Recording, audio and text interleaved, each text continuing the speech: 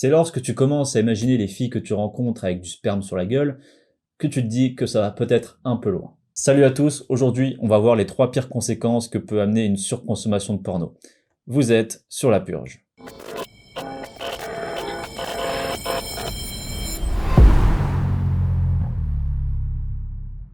Anxiété, stress, colère, dépression, perte de l'estime de soi, perte de matière grise, vision déformée de la réalité, troubles sexuels, voici une infime partie des risques que tu prends. Le porno fait partie du top 6 des comportements à risque compulsif. Je ne vais pas vous parler de cette fameuse dopamine qui actionne notre circuit de récompense et qui tend à nous faire croire que le porno est mieux que le sexe, voire que la vraie vie. Par contre, ce que je peux vous montrer, c'est que personne n'y échappe. Une étude menée sur des singes montre que même eux préfèrent voir des images de fesses de femelles plutôt que de réellement s'accoupler. Alors oui, d'un ton un peu arrogant, on pourrait se dire que nous ne sommes pas des singes, que nous sommes des humains, donc que nous sommes plus puissants, plus intelligents, plus malins. Qu'est-ce que vous êtes naïf. Vous avez un conscient développé, oui, mais le bric-mac dans votre cerveau, lui, il est aussi similaire que le sien. La soupe neuronale dans votre cerveau évolue très lentement. Parce que l'être humain, ce n'est pas un individu, c'est une espèce. À même titre que le lion, je sais pas, la fourmi, la baleine bleue. Chaque espèce suit la courbe du temps et évolue avec lui. Lentement. Jusqu'à arriver à un état optimal de survie. Alors que le porno, celui qu'on connaît aujourd'hui, le porno agressif, il est là depuis très peu de temps. Donc l'évolution n'a pas encore eu le temps de l'intégrer dans son système. Pour revenir à notre naïveté de sapiens, on fonctionne exactement comme lui dans la vie de tous les jours. Autant par peur que par désir. Ça sert à rien d'accumuler les preuves, je vous laisse faire des recherches, je vous mets en description une ribambelle d'études menées par des neuroscientifiques, et vous vous ferez votre propre avis. Personnellement, j'ai déjà eu des hallucinations pornographiques en plein milieu de la journée. Et j'étais pas drogué, j'étais pas bourré, j'avais pas fait 3 nuits blanches d'affilée. Non, c'était une journée tranquille à 16h de l'après-midi. Hallucination. C'est la meilleure expérience qui m'a prouvé que le cerveau pouvait être détraqué à cause de ça. Le cerveau, c'est quelque chose qu'on ne voit pas, ce qui peut amener des doutes et de la confusion. Maintenant, parlons brièvement de quelque chose que vous pouvez clairement identifier. Comme certains le savent, j'avais une ancienne chaîne YouTube dédiée au porno et je connais quelqu'un qui travaille aussi dans le domaine.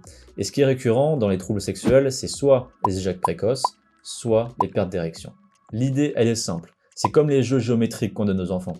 Les ronds vont dans les ronds, les carrés dans les carrés et les triangles dans les triangles.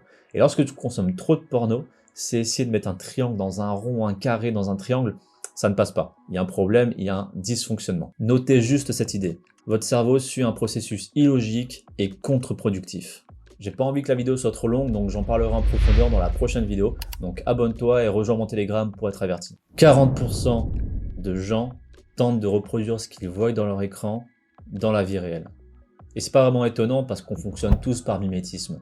Même si c'est inconscient, notre réalité se façonne par les influences qui nous entourent. Lorsque je consommais trop de porno, mon rapport aux femmes et aux relations était complètement baisé. J'imaginais qu'elles devaient ressembler à ce que je voyais, et qu'elles devaient faire ce que je pensais comme normal. Et j'oubliais que derrière il y avait la fille, l'être humain, il y avait ses besoins, que ce soit psychologiques, émotionnels ou sexuels, ses peurs, ses doutes, ses attentes, la vraie vie. Et le porno tend à cette objectisation de la femme. Mais là, je vais quand même mettre un gros stop. Directement, on va pointer les mecs du doigt et les traiter de gros connards misogynes. Cette tendance dont je parle touche aussi bien les hommes que les femmes. J'ai connu une nana qui regardait du porno tous les soirs. Et sans surprise, elle était accro aux pratiques BDSM hard. Ce qui me fait une magnifique transition pour parler de cette bouse mondiale qu'est 50 nuances degrés. À la sortie du film, les recherches sur le thème du BDSM chez Pornhub ont triplé. Autre chose, une parenthèse, un paradoxe qui va m'être utile pour faire comprendre mon message. Les femmes ont le pouvoir sur le marché du sexe, l'offre et la demande. Par contre, ce sont bien les hommes qui ont le pouvoir sur le produit, sur ce qu'est le sexe.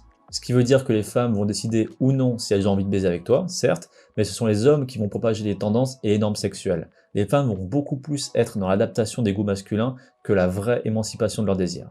Donc je dis pas si c'est une bonne ou une mauvaise chose, je dis juste ce qui est. Les hommes, pour satisfaire une envie, regardent du porno et leur goût évolue, et une proportion non négligeable de femmes va regarder du porno pour voir ce que les hommes aiment. Et c'est un vrai problème, parce que si tout le monde regarde du porno, petit à petit on va tomber dans une sorte de décadence où le sexe et la violence vont être deux synonymes.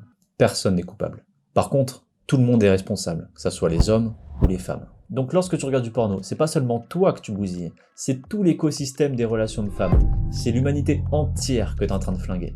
C'est tout pour moi, c'était Jovial. Dis-moi dans les commentaires ton top 3 des effets négatifs et on fera une sorte de petit comparatif. Tu peux aussi me rejoindre sur Telegram où là, tu as du contenu privé et tu peux interagir directement avec moi. Je te dis à la prochaine sur La Purge. Ciao!